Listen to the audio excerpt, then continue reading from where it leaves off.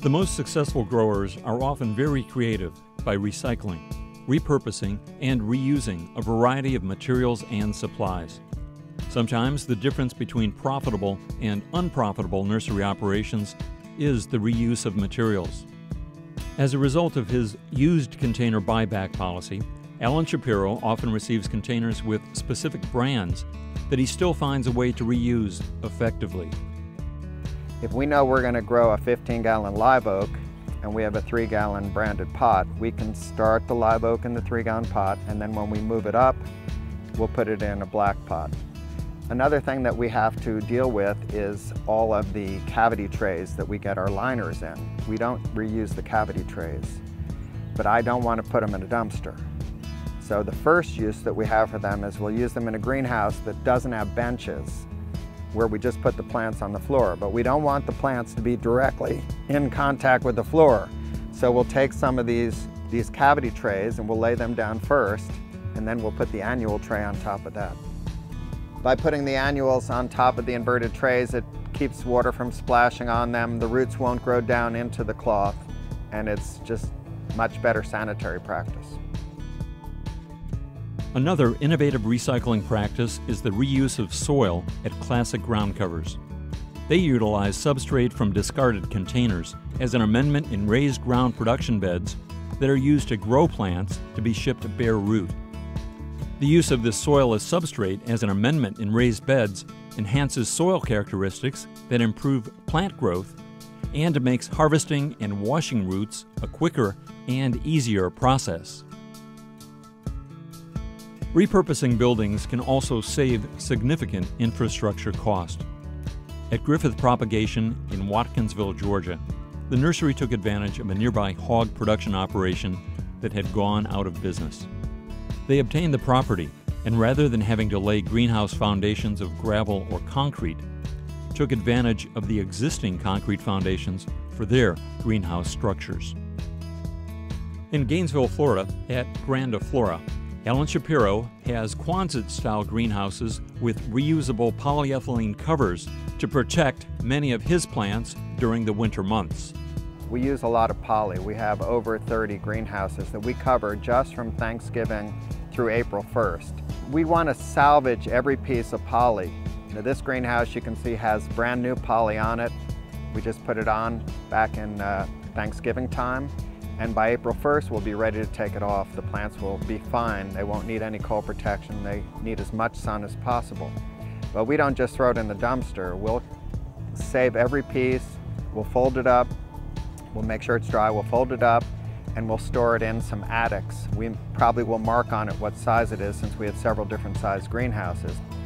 And it'll find new life as end walls for greenhouses, or it may be in ditches where we would first put down the poly and then put some ground cloth over it. Or it may be to cover the dirt pile, but we're not going to let any of it rot by being out in the sun, and we're not going to put it in the dumpster. At our nursery, we buy a lot of used equipment, particularly from the University of Florida purchasing department. We buy little vans and trucks and golf carts. We don't care what they look like as long as they have a fairly sound engine. We also have a full-time mechanic who can keep things running.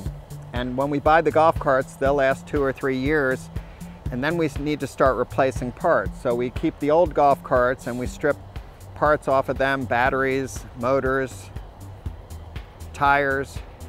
Believe it or not, that van was brand new once, and I used to drive it.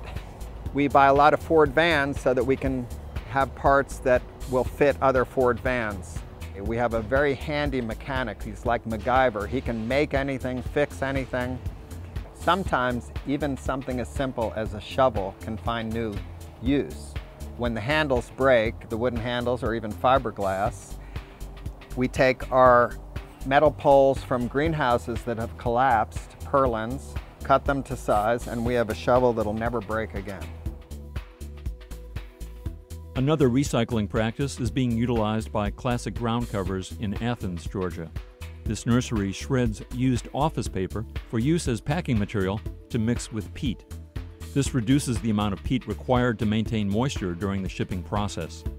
Additionally, They use unsold newsprint from a local newspaper as packing material, offsetting the cost of purchasing new packing materials. In addition to all the things that we do outside to recycle, there are lots of things we do just inside the office that are good sustainable practices. Every stick of furniture in this office, from conference room table to chairs to desks to bookcases, has been bought at surplus auction. I'm not saying this is junky stuff. This is some pretty nice stuff, but it's seeing a second life. It's going to last for many more years. We also save our computers, and right here in front of us we have 3 computers that have been made from parts of 4. So we try to use all of our hardware until it can no longer go any further, and then we may donate it to a charity. Recycling and repurposing nursery materials and supplies will vary by nursery, but these practices should be explored to minimize material, supply, and equipment costs incurred by nurseries. When it comes to recycling and repurposing, no idea should be off the table. Almost everything can be recycled or repurposed, and usually there is an economic as well as a sustainable advantage for doing so. Above all, remember that every penny saved leads to dollars earned. To find additional information, please refer to this document and others which are available on the project website.